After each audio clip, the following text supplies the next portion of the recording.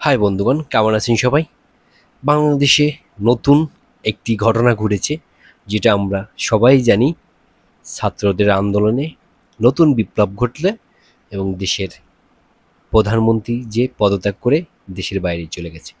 এটা এখন top of the country এবং এটা সবাই আমরা জানি।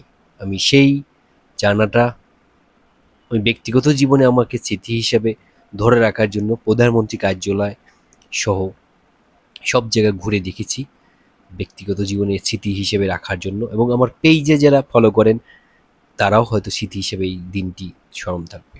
কিন্তু যাদের জন্য এই দেশ আজকে এই অবস্থায় চলে আসলো, যাদের রক্তের বিনিময়, তাদেরকে জানি কখনো অসম্মান এবং ভুলে যাওয়া না হয়।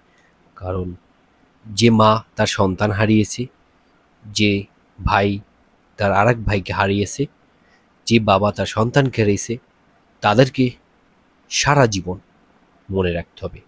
আর এই ছাত্ররা যে আন্দোলন করে যে দেশকে একটি পর্যায়ে বৈষম্যমুক্ত সমাজ গড়ার যে প্রত্যয় নিয়ে তারা আন্দোলন করছে, সেটা জানি সবসময় বরবাদ থাকে।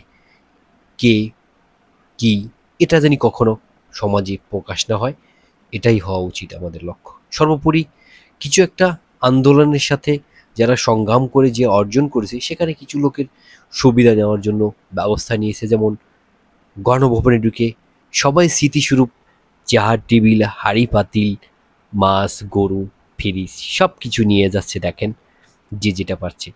আসলে এটা আমাদের উচিত হয়নি আমার ব্যক্তিগতভাবে। আবার অতি আবেগে যারা নিয়ে এসেছেন যে এত কিছু করছে প্রধানমন্ত্রী, এটা নিয়ে এসে শান্ত হয়েছি বা স্মৃতিস্বরূপ নিয়েছি, সেটা হতে পারে স্মৃতিস্বরূপ কিছু কিছু নিয়েছেন, কিন্তু এটা আমাদেরই সম্পদ ছিল।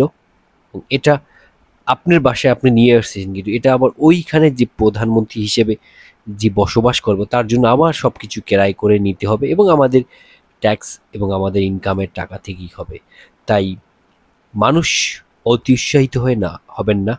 কারণ আমরা এখন যেমন বিজয় উল্লাস উদযাপন করছি সবাই, কিন্তু যে ছাত্ররা এখানে বুক পেতে আন্দোলন করেছে, অনেক 400 200 400-র মতো লোক মারা গিয়েছে, কত মানুষ ইনজুরি হয়েছে, কত ছাত্র টিয়ার শেল খেয়েছে, রাবার বুলেট খেয়েছে, সব মিলে কত মানুষের আত্মদানের বিনিময়ে যে এখন নতুন বাংলাদেশ হয়েছে, সেখানে সামনের দিনগুলো কেমন হবে।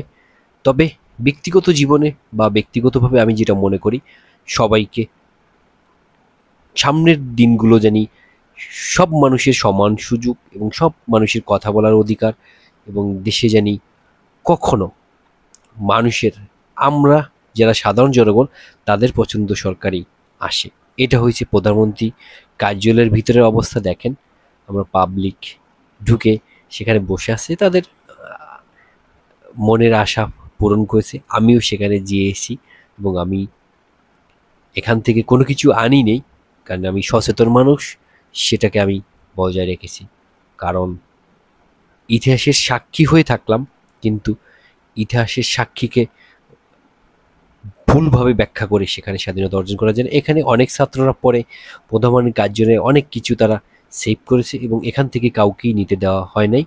কারণ গণভবন থেকে সবাই সব কিছু নিয়ে গেছে, কিন্তু প্রধানমন্ত্রী কার্যালয়ে অনেকটা ক্ষয়ক্ষতি হয়েছে, ভেঙে চুরে ফেলেছে, কিন্তু সব কিছু ঠিক আছে। ধন্যবাদ সবাইকে, ভালো থাকবেন। কে কোথা থেকে